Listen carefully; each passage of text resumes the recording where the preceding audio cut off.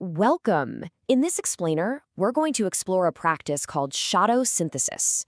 You can think of it as a powerful framework, really, for building the kind of inner clarity that leads to better decisions and, ultimately, to deeper alignment in both your work and your life. So let's just dive right in with a question. What if the parts of yourself that you judge most harshly, what we might call your shadows, what if they aren't actually flaws that you need to get rid of? What if they're signals pointing you towards strengths you haven't even tapped into yet? This is all about making a shift, moving away from self-judgment, which just creates reactivity, and toward discernment, which is what opens up that space for becoming. Okay, so the foundation for this whole practice is learning how to enter what we're going to call the no judgment zone. Now, this isn't about ignoring what's going on inside, not at all. It's about creating the right conditions to see it clearly without all that usual distortion that comes from self-criticism. So what exactly is this zone? Well, you can think of it as a dedicated mental space where you get to be a neutral observer of your own inner world. The goal here is simple, but it's also pretty profound. Just witness your thoughts, your feelings, your patterns without immediately slapping a good or bad label on them. It's all about observation, not evaluation. And this is absolutely crucial because of a very simple dynamic. When we judge ourselves, what's our natural response? We get defensive. We build up these walls to protect our ego. The problem is, those exact same walls are what block the insights we need for our own growth. You see, to learn from our patterns, we first have to be willing to just look at them without flinching. Here's a powerful little tool for creating this space. It's a simple mantra. I am aware of this shadow, but I am not my shadow. Just that distinction creates enough psychological distance. It lets you acknowledge a feeling or a pattern without being totally consumed by it. And that is a fundamental step in building your own internal authority. All right, so with that foundation in place, now we can turn to the process itself. Because this isn't just some abstract idea, right? It's a repeatable path that can guide you from simple observation to genuine insight.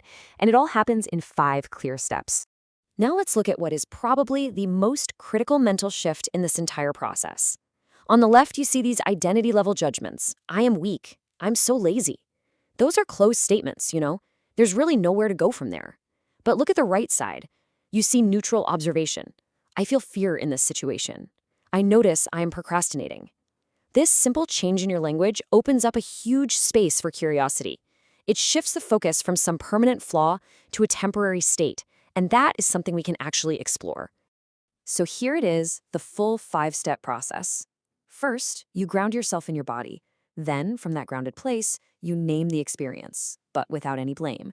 Next, you just observe the physical sensations. Think of it as the raw data of the emotion. Step 4, you consciously separate yourself from the shadow, maybe using that mantra we talked about. And only then, once you're in that calm, objective space, do you apply curiosity. Let's zoom in on that final step, because this is really where the synthesis happens. The whole point of those first 4 steps is to create the perfect conditions for this one. Extracting the hidden light, it's all about turning that cultivated curiosity into real, actionable insight. So, the first question you can ask is this: what is this feeling trying to teach me? This simple question completely reframes the emotion. It's no longer some enemy you have to defeat, it's a messenger, and it's carrying valuable information for your alignment. You're literally shifting from reactivity to responsibility. And from there, we can go even deeper by asking, what need or value is underlying this pattern? You know, maybe your procrastination isn't really about laziness at all. Maybe it's a sign that a task is misaligned with one of your core values, like creativity or autonomy. This question helps you find the positive intention that's hiding beneath the challenging behavior. And finally, maybe the most generative question of all: what hidden strength or resource lies within this moment? This is, well, it's profound. It suggests that even in those moments of fear or frustration or discomfort, there is a resource available to you. Fear might be pointing to a deep well of courage you just haven't accessed yet. This is exactly what we mean when we say creating space for becoming. So the key takeaway here is this: insight isn't something you force or wrestle into existence. By creating and just holding this non-reactive space, the lesson, the opportunity, that hidden strength, it'll start to emerge naturally.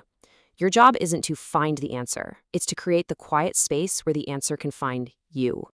Of course, understanding the process is one thing. Actually integrating it into our daily lives, that's another. So let's talk about how we can make this a practical, repeatable path toward greater presence. Here's a little reflection prompt for you for this week. Think about a recurring challenge or pattern in your life. That's your shadow. Now, what would it look like to consciously bring that one thing into the no judgment zone? Just for a little while, just to observe it with some curiosity. And if that feels like too much, here's a micro practice. It's incredibly simple. The very next time you feel a difficult emotion, could be stress, irritation, anxiety, just pause. That's it. Take a single conscious breath. And then simply name the physical sensation in your body. Tightness in my chest, heat in my face. That's all. No story, no judgment, just one moment of pure observation. That single moment, that's a building block for presence. And to close, I want you to consider the implications of this practice, especially for those of us in leadership roles. How might your decisions, your relationships, how might they all change if every single challenge, personal or professional, was seen not just as an obstacle to overcome, but as a genuine space for becoming? That right there is the invitation of shadow synthesis.